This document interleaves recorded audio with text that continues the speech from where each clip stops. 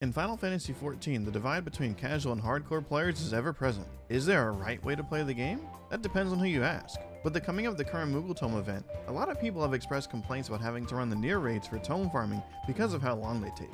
The conversation has escalated to the point of putting the blame on other players who aren't playing their jobs right. This topic comes up all the time from players worrying about things like dungeons taking too long to savage raid parties that seem doomed from the start.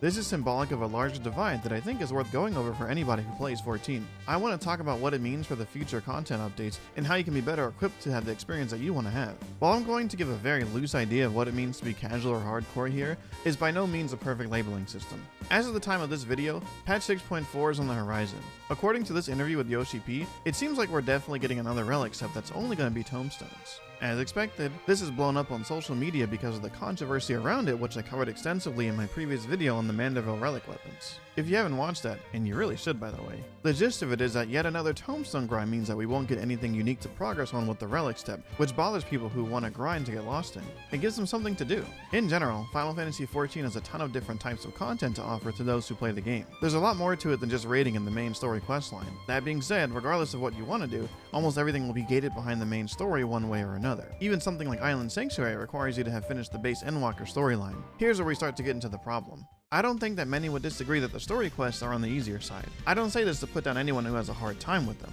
I'm just comparing it to all other forms of content in the game. That's why things like Extreme Trials exist. Most players wouldn't want to struggle in hours of lockouts just to progress a story beat.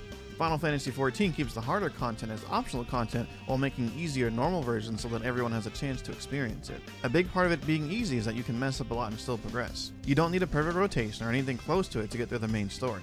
You can probably get through all of it just by mashing a few of the main skills that you have without really knowing what they're doing and how to best use them. You rarely run into any kind of strict DPS checks. Because the main story doesn't ever force a player to really improve, that's how we end up in situations like this, where you get players complaining about others who aren't putting out enough damage, or at least what they think is enough. Who really decides that though? The game certainly doesn't seem to care if you take 30 minutes or 50 minutes in an alliance raid. There are no rules forcing you to do a certain amount of damage, and that's probably a good thing. In my opinion, while I know that I'd have a blast with harder alliance raids or even hard modes for them, this would hurt more than it helps. More difficulty means more wipes, and more wipes means more people will get frustrated at other players and be less likely to enter the content at all. Look at the mentor roulette and the reputation behind that, for example. Without a system and tools in the game to improve, it's hard to expect players to naturally grow. Many players will find their own reasons for doing so, especially as is needed to complete the harder optional content. But for everyone else, is not a fair expectation if you ask me. Roulettes exist as an easy way to help old content to stay alive by incentivizing players to go in day after day for rewards that tie into the endgame progression loop. It's not fair to expect people to play perfectly when they're new or haven't experienced the content much to do well in them. What could Square even do about this? Before I tell you, I just want to give a shout out real quick. We're about halfway through the video and I really appreciate it if you're still here and watching. If you don't mind, I'd love if you left me a comment letting me know what you'd like me to cover in future videos. And a subscribe wouldn't hurt too, of course. I love reading all the comments on my videos and I reply to every one of them. Anyway, learning your job is not easy, especially for new players. While it might not seem this way to veterans who feel like their jobs are too simple, there are a lot of buttons in this game. You have to remember that not everyone has years of MMO or even gaming experience when starting Final Fantasy XIV. There's a whole meta around the 2-minute burst window currently, and the game never mentions this at all. Why is it important to keep a dot up? What even is uptime? These are questions that you don't even know to ask, let alone where to seek answers for. You have to go out of the game to get resources on improving yourself. How are you even supposed to know if you're doing poorly in the first place? This can cause conflict even in hardcore content. It's more common than you'd think for people to use the blacklist because someone wasn't doing enough damage.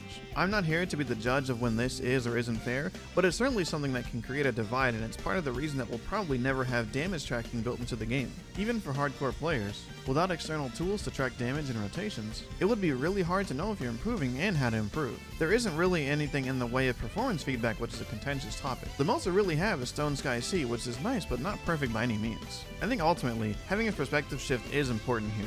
As someone entering a roulette, you have to accept that you're going to get all kinds of players. I understand that you don't want to deal with a super long alliance raid, but hey, that's why we have options for the tomes. You can run Alexander raids like everyone else. That or just slow down. You have plenty of time to farm for tomes until the patch drops, and most of these things are still going to be possible to get when the event is over anyway. If you find yourself more on the casual side of the game, I do think that it's worth looking into how to get the most out of your job. It might surprise you to experience how fun it can be when you're really doing what you can to push your job to its limits. And if this just doesn't sound fun, that's fine too. Hardcore, in my opinion, is more than just about being a raider in this game. There are people who spend tons of time and dedication into various other activities. hardcore housing enthusiasts, omnicrafters, role-player enthusiasts, and the amazing G-posers in the game. The list goes on. I mention all of these to just really drive the point home that there's a ton of things in this game to pour time into besides raiding. You can't expect everybody in casual-oriented content to care about maximizing their skill the way that you are. Would it be nice if the game encouraged more growth? I'd say yes, but it's a fine line to balance because of how it could ostracize people who don't want to be pushed more than the game does already. And I'd say that it barely pushes you as a player unless you go out of your way to find that. If you made it this far, thanks for watching. And check out this video I made on how to conquer your party finder anxiety. It'll probably be useful to a lot of people who are watching this video.